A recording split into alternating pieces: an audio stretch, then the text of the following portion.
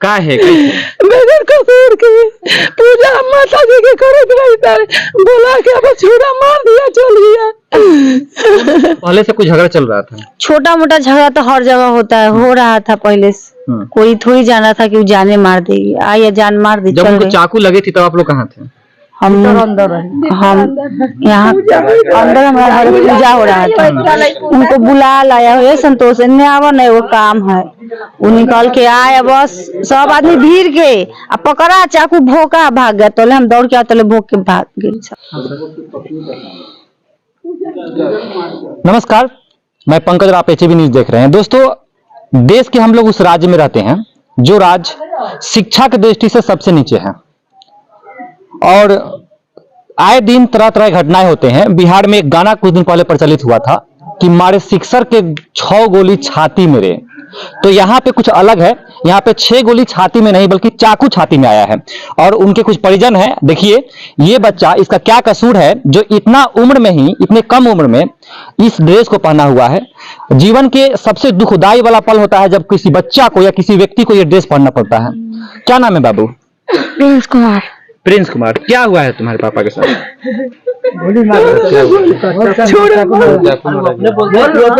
क्या हुआ है? बताओ क्या हुआ है?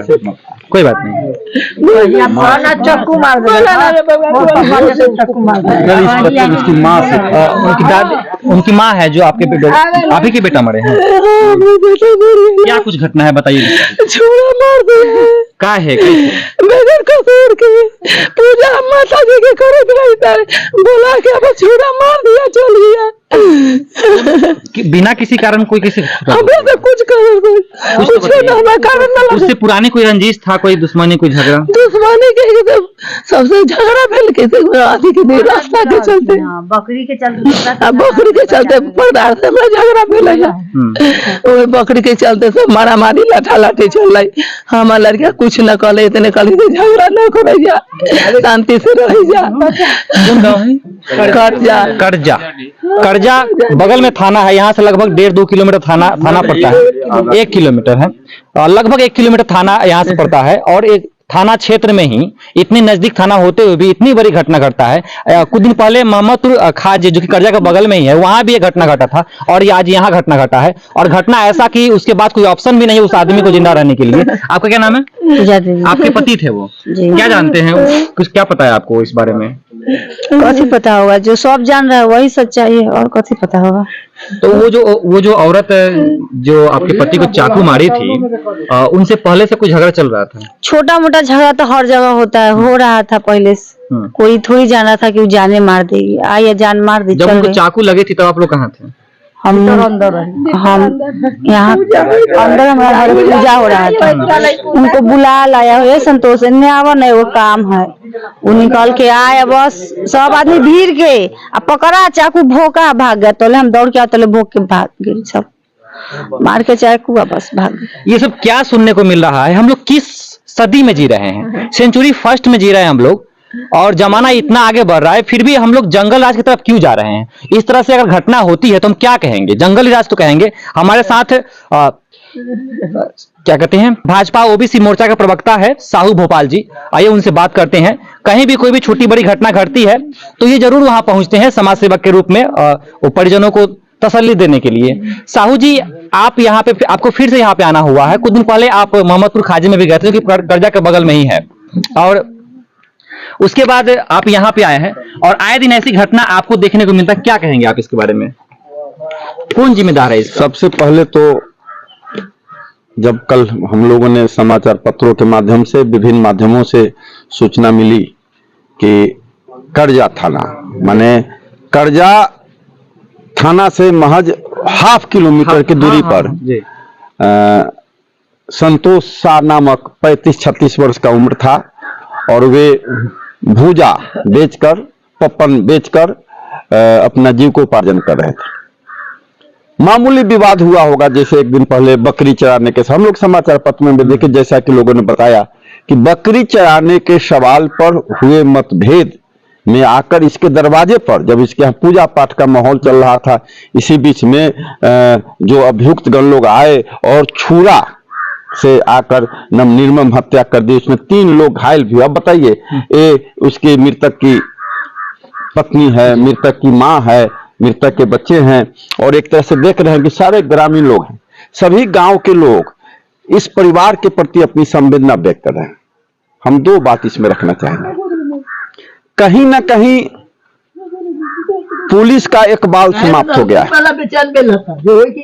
आप ठीक बता रहे थे कि 1 माह भी नहीं हुआ, इसी थाना क्षेत्र के मोहम्मदपुर खाजे गांव में हत्या होती है, सूरज कुमार की हत्या होती है। और 2 माह बीत जाने के बाद भी यहाँ का जो डीएसपी कुंदन कुमार, जो पैसे लेकर या जातीय दबाव पर, मैं खुलेआम कहूंगा कि बिहार में लॉ एंड नाम की कोई चीज नहीं है। बिहार में एक तरह से कहिए कि जंगल राज के रूप में लोग जो बता रहा है एकदम सही है कि किसी को कोई छुरा मार रहा है, कोई किसी को गोली मार रहा है, कहीं कुछ नहीं। और थी नीतीश कुमार की पुलिस खाली दारू पकड़ने और पैसा कमाने में लगी हुई है। इसलिए मैं कहूंगा ये सभी जो घटनाएं हो रही है, संतोष कुमार के साथ घटना हुए, चाहे वहां पर वो जो लड़के का क्या नाम था, सूरज के साथ घटना हुई है, सभी प्रशासनिक विफलता का परिणाम है। और मैं सरकार से कहूंगा कि आप अगर विधि व्यवस्था अगर आपकी चौपट नहीं है, तो ऐसे सरकार को नैतिकता के आधार पर रहने का कोई औचित्य नहीं है। अब रही बात की घटनाएं हो गई है, हम अविलंब मांग करते हैं जिला प्रशासन से कि सभी अभियुक्तों की गिरफ्तारी हो, नहीं तो 1-2 पकड़ लेंगे सब, और उसके बाद जैसा पीड़ित परिवार के, जब तक उसको फांसी पर नहीं लटकाया जाएगा तब तक पीड़ित परिवार को, उनकी पत्नी को, उनकी मां को, उनके बच्चे को आत्मा की शांति नहीं मिलेगी। इसलिए मांग नंबर 1, पीड़ितों को न्याय दिलाने के लिए सभी अभियुक्तों का स्पीडी ट्रायल चलाकर उसको 3 महीना के अंदर में सजा दिलाई जाए। मांग नंबर 1। चूंकि सरकार की विफलता है, लॉ एंड ऑर्डर का समाप्त हो गया है और जंगल राज के रूप में पूरा बिहार जा रहा है, उसमें आपका कर्जा और काटी और मरवन भी शामिल है। आप इस पीड़ित परिवार को कम से कम 25 लाख रुपया मुआवजा दे, ताकि यह इसका जो कारोबार चौपट हुआ है, अब इसके परिवार को देखने सुनने वाला कोई नहीं है। इसलिए मुआवजा से अपने तत्काल अपने पिता की मृत्यु या अपने पति के मृत्यु के बाद अपना जीवन पालन कर सके।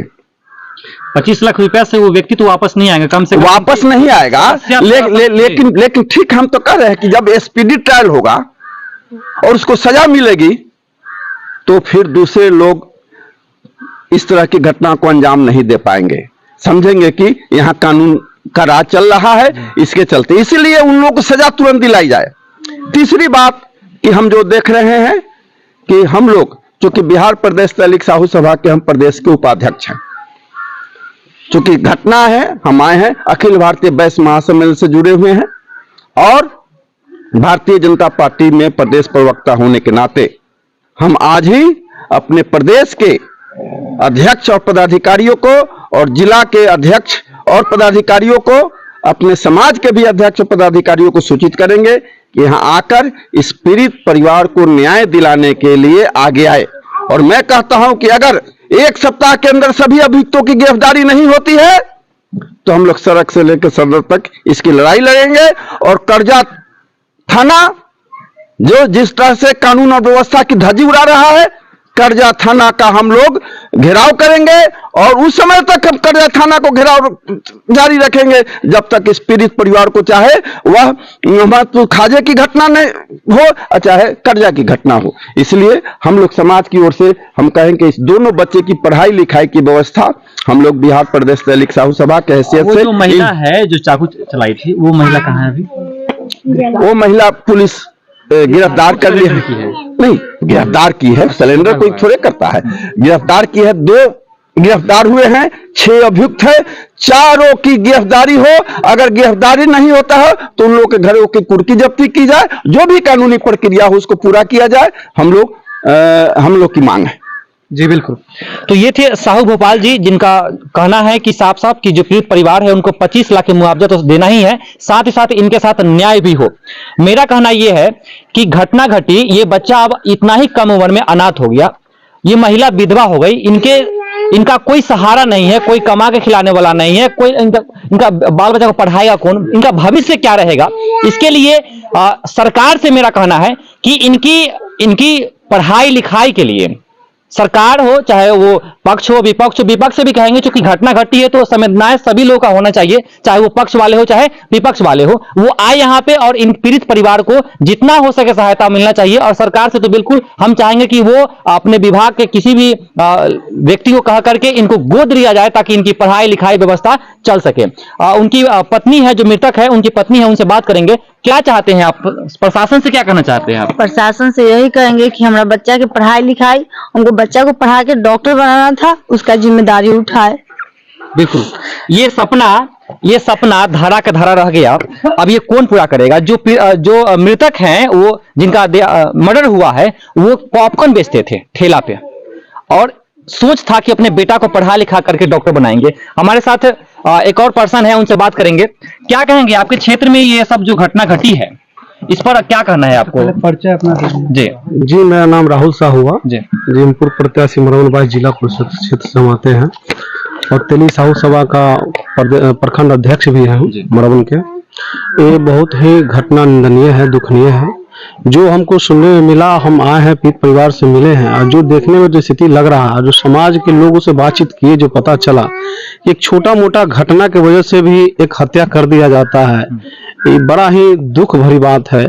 और साथ में छोटा छोटा बच्चा है इस परिवार का, इसको कौन पालन पोषण भरण करेगा? सबसे बड़ी सवाल ये और पढ़ाई लिखाई, आज के जो दौर है, बिना पढ़ाई का कोई जिंदगी नहीं है, और सहारा छिना गया। ये बहुत बड़ा समझिए कि दुख की बात है, बहुत बड़ा पहाड़ गिर चुका है इस परिवार पर, और इस परिवार को न्याय मिले। और साथ साथ अभी हमारे उपाध्यक्ष प्रदेश के बोले हैं साहू भोपाल भारती जी कि प्रशासनिक और सरकार की तरफ से मदद मिले, 25 लाख मुआवजा कि इस परिवार को कम से कम जीवन यापन करने के लिए, इनको आगे बढ़ने के लिए एक मौका मिले। ये होना ही चाहिए, नहीं तो हम लोग आगे चल करके हम इसी को लड़ाई लड़ेंगे। और बगल में थाना होने का और इस तरह का घटना घट रहा है। साथ में ही मोहम्मदपुर खाजे के अभी तक सूरज कुमार का जो हत्या हुआ, अभी तक कोई न्याय नहीं मिला। यहाँ तक कि वो डीजीपी से भी गुहार लगाई, डीजीपी साहब भी वहां तक के आई साहब को कॉल किए, आई साहब से बात हुई। यहाँ तक भी कल भी गई थी मृतक परिवार मिलने के लिए, आई साहब बात भी किए डीएसपी साहब से, वो भी गोलमोल जवाब दे रहे हैं। इससे तो लगता है कि साफ रवैया खराब हो गया। बिहार में स्थिति जो है दिन पर दिन गिरते जा रहा है, कानून व्यवस्था खत्म होते जा रहा है। ऐसा नहीं होना चाहिए, कानून व्यवस्था टाइट होना चाहिए, ताकि समाज में लोग अच्छी तरह से जिंदगी यापन करे, अच्छे से जिए, अपना खुशहाल जिंदगी जिए। और ये जो घटनाएं घट रही है दिन पर दिन, बहुत दुख भरी बात है। हम क्या कर सकते हैं? आगे जो है हम प्रदेश अध्यक्ष से बात करेंगे रणविजय साहू जी से, और आगे की लड़ाई हम लोग लड़ेंगे, न्याय दिलाएंगे हम लोगों को। बिल्कुल। इनका बयान फिर से ले लिया। दोस्तों, जो घटना घटी है, शुरू से क्या है, शुरू से घटना क्या है और मर्डर होने तक, जी मृतक है उनके पत्नी, उनसे जानना चाहेंगे कि जो भी घटना घटी है आपके पति के साथ, विस्तार रूप से पहले से क्या कुछ मामला था, क्या कुछ झगड़ा चल रहा था, रंजिश क्या था, वो चीजें बताइए, ताकि ये समझ में आए लोगों को कि आपके पति को के साथ जो हुआ है किस तरह से, मतलब कितना दर्दनाक है, और कितना आपकी पत्नी का क्या गलती था, और जो आरोपी है उनका क्या गलती था। वैसे तो किसी भी झगड़ा का निदान मर्डर नहीं होता है। अगर मान लेते हैं थोड़ा देर के लिए कि मृतक कहीं कोई गलती होता, तो उसका समाधान यह नहीं कि उसका मर्डर कर दिया जाए। लेकिन समस्या क्या है, पूरा बात बताइए। बकरी चराने के लिए झगड़ा हुआ था, जिससे हम खसी था, उनका बकरी खुल गया, दोनों झगड़ा कर रहा था। तो हम बोले कथी से अपन बकरिया ले जाओ, तो बकरी न ले जाके हमरा उल्टे मारने भी लगी, झूठा धके मारी उड़ी, हाँ महिला गाड़ी उड़ी दी पाचो देवी। तो हम सरपंच साहब को आवेदन लिख के दे दिए, कहे से देखिए सरपंच साहब ऐसे ऐसे बात है। तो वो बात खत्म हो गया। फिर कॉल होके उमेश सहनी के पत्नी दोनों आई और कही हमको हस्बैंड के किसी संतोष रे घरे से निकाल के घरे से, उसके बाद सब आदमी पकड़ के उनको चाकू घोप दिया। यही दूरे पर, दूरे पर, हाँ हमारे दरवाजे पर। कितने लोग आए थे? 5-6 आदमी से थे। 5-6 आदमी? हाँ, हमारे घर में पूजा हो रहा था। जो आदमी थे उनका नाम था उमेश सहनी, पाचो देवी, अमित कुमार, कविता देवी या पूजा कुमारी, और निर्जला देवी, बलिंदर सहनी। तो जब आपके पति को घर में से बुलाया गया तो उस समय आपके घर में कितने लोग थे? हम 4-5 आदमी थे। आप लोग साथ में आए थे क्या? नहीं, हम लोग पूजा में थे ना, पूजा हो रहा था हमारे घरे, तो हम लोग पूजा में हमको क्या पता क्यों मारने आई है, तो छोड़ देते। 4-5 आदमी से आई, पकड़ ली सब, आ बस उमें से निकाह कथी से रे जान से मार दे, और पत्नी या दोनों आदमी मिल के चाकू घोपती है। जो आरोपी है उनका घर आपके घर से कितना दूर है? नहीं, 2 कदम अंदर है, वाला घर है। 2 कदम बाहर हमारा घर है, रोड पर उनका घर है, उनका घर के पीछे हमारा घर है। तो एक बार आप और प्रशासन से क्या गुहार लगाएंगे? प्रशासन तो उसको अरेस्ट कर लिया। फांसी होना चाहिए, फांसी होना चाहिए उसको, कभी नहीं हुआ है यहाँ पे।